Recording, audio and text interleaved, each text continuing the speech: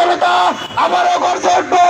তাই ইসলামী আন্দোলন বাংলাদেশ কেন্দ্র থেকে 9 দফা দাবি ঘোষণা করেছেন। আমরা অন্তর্কালীন সরকারকে এই 9 দফা দাবি মানার জন্য উদাত্ত আহ্বান জানাবো। বাংলাদেশের অধিকাংশ মানুষ মুসলমান, তাই তাদেরকে আহ্বান থাকবে বাংলাদেশের যে আইনেই হোক সবগুলো মুসলমানদের পক্ষে আসে। মুসলমানদের ভীতির বাইরে কোনো কর্মসূচি না নেওয়া হয়। আমি অন্তর্বর্তীকালী সরকারের প্রতি আহ্বান জানাবো, এই ছাত্র জনতা মাঠে থেকে বাংলাদেশকে স্বাধীন করেছে। ইসলামী আন্দোলন বাংলাদেশের 9 দফা মেনে নাও, নিতে হবে। ইসলামী আন্দোলনের 9 দফা মেনে নাও, মানতে হবে।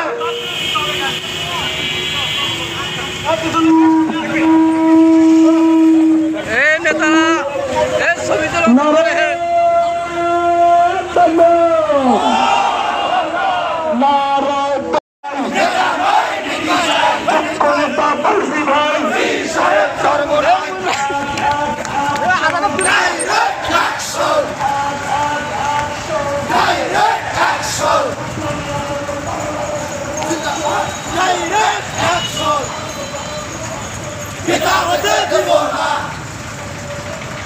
আমার ভাইয়ের রক্ত ফাঁসি চাই, ফাঁসি চাই।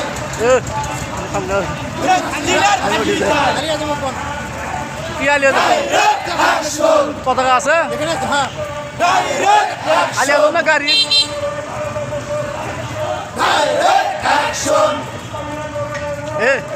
আমি কিছুক্ষণ ভিডিও করেন জানা আপনি কিছুক্ষণ ভিডিও করেন।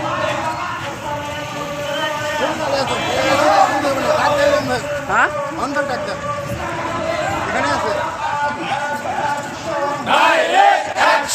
মামুন ভাই, এই স্বৈরাচার সরকার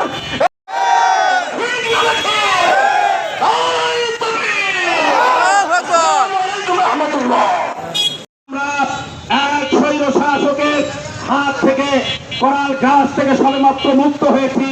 সামনে যাতে ইসলামী সরকার বাংলার এই মসনদে বসে এই প্রত্যয় নিয়ে আমাদের কাজ করতে হবে ইনশাআল্লাহ।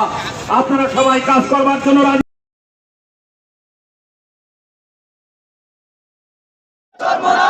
আলহামদুলিল্লাহ ওয়াহদা ওয়াসসালাতু ওয়াসসালামু আলা মান লা নাবিয়্যা বা'দা। ইসলামী আন্দোলন বাংলাদেশ কেন্দ্রীয় কর্মসূচির অংশ হিসাবে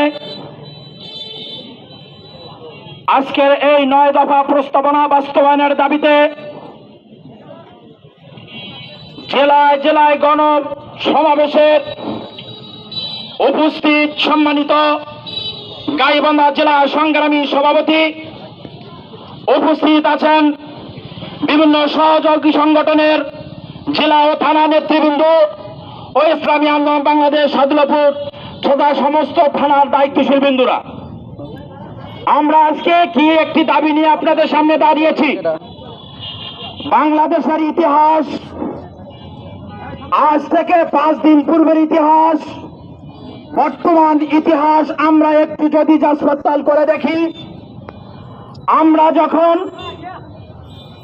এই বাংলাদেশে এই স্বৈরশাসক হাসিনা যখন জগদ্দল পাথরের মতো বাংলাদেশের স্বাধীনতাকামী মুক্তিকামী জনতার পথে বসেছিল, দিনের পর দিন জুলুম নির্যাতন এবং দেশে এমন একটি অবস্থা তৈরি করেছিল যাহা আমরা নিজের ঘরে থেকেও যেন জেলখানায় আবদ্ধ ছিলাম। ঠিক এই মুহূর্তেই বাংলাদেশ ছাত্র সমাজ তাদের বুকে তাজা রক্ত ঢেলে দিয়ে আমাদের বাংলাদেশের লাল সবুজের পতাকাকে পুনরায় তারা নিজের রক্ত দিয়ে উদ্দিন করে রেখেছে। আজকে তারা নিজেকে জীবন বিসর্জন দিয়ে এই স্বৈরা শাসককে বাংলাদেশ থেকে উৎখাত হতে বাধ্য করেছে। আজকে শেখ হাসিনা আমাদের দেশে যে নৈরাজ্য এ যে সিন্ডিকেটের মধ্য দিয়ে আমাদেরকে সেকলের জিঞ্জিরে আবদ্ধ করেছিল, সেখান থেকে আজকে আমরা মুক্ত, ঠিক কিনা বলেন? এতে পূর্বে বাংলাদেশের স্লোগান ছিল জয় বাংলা, আমরা আজ থেকে স্লোগান দিতে চাই স্বাধীন বাংলা। আমরা এখন বসবাস করছি স্বাধীন বাংলায়, কোন জয় বাংলার স্লোগান বাংলার জমিনে আর হবে না, হবে না।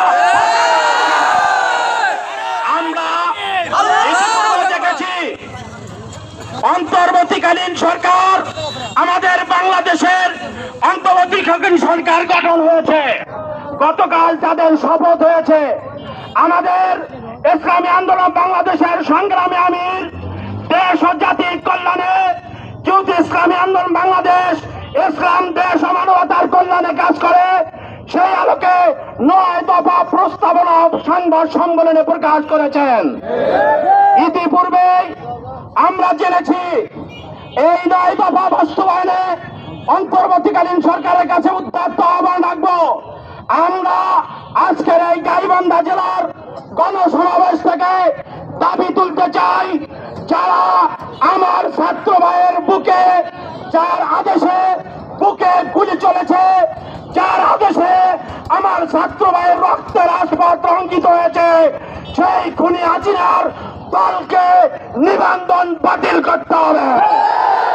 বাংলাদেশের জমিনে আর কোন নৌকা মার্কা বাংলার জনগণ দেখতে চায় না।